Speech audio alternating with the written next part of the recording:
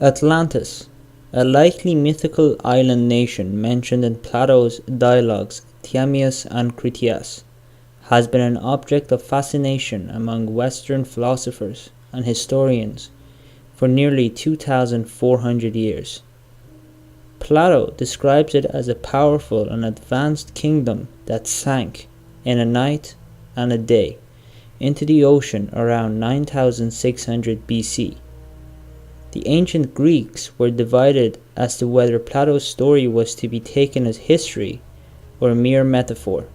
Since the 19th century, there has been renewed interest in linking Plato's Atlantis to historical locations, most commonly the Greek island of Santorini, which was destroyed by a volcanic eruption around 1600 BC. Plato describes Atlantis as an island larger than Libya and Asia Minor put together, located in the Atlantic just beyond the Pillars of Hercules, generally assumed to mean the Strait of Gibraltar. Its culture was advanced, and it had a constitution suspiciously similar to the one outlined in Plato's Republic. It was protected by the god Poseidon, who made his son Atlas king and namesake of the island and the ocean that surrounded it. As the Atlanteans grew powerful, their ethics declined. Their armies eventually conquered Africa as far as Egypt and Europe as far as Tyrrhenia, before being driven back by an Athenian-led alliance. Later, by way of divine punishment, the island was beset by earthquakes and floods and sank into a muddy sea. Plato's Critias says he heard the story of Atlantis from his grandfather, who had heard it from the Athenian statesman Solon, who had learned it from an Egyptian priest, who said it happened 9,000 years ago before that.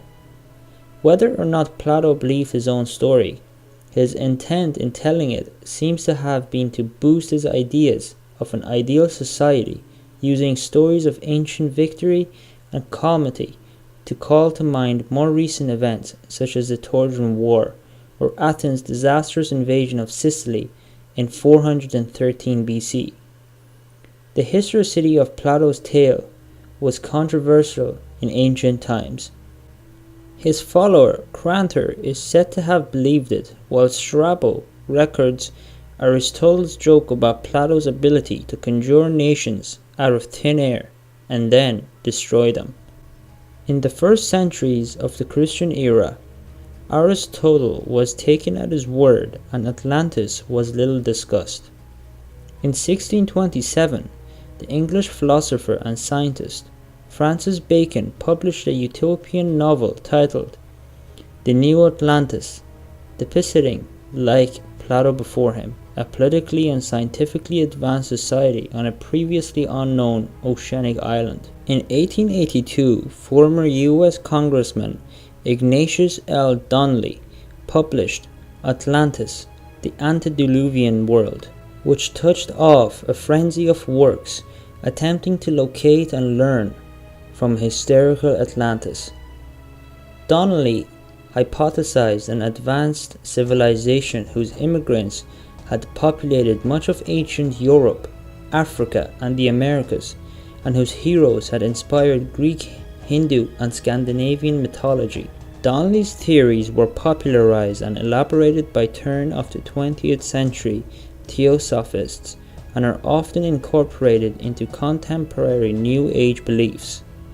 From time to time, archaeologists and historians locate evidence: a swampy prehistoric city in coastal Spain, a suspicious undersea rock formation in the Bahamas that might be a source of the Atlantis story. Of these, the site with the widest acceptance is the Greek island of Santorini, a half-submerged caldera created by the massive 2nd millennium BC volcanic eruption, whose tsunami may have hastened the collapse of the Minoan civilization on Crete. So that's it for today's video. I hope you've enjoyed it. Make sure to tune in again tomorrow for another brand new episode.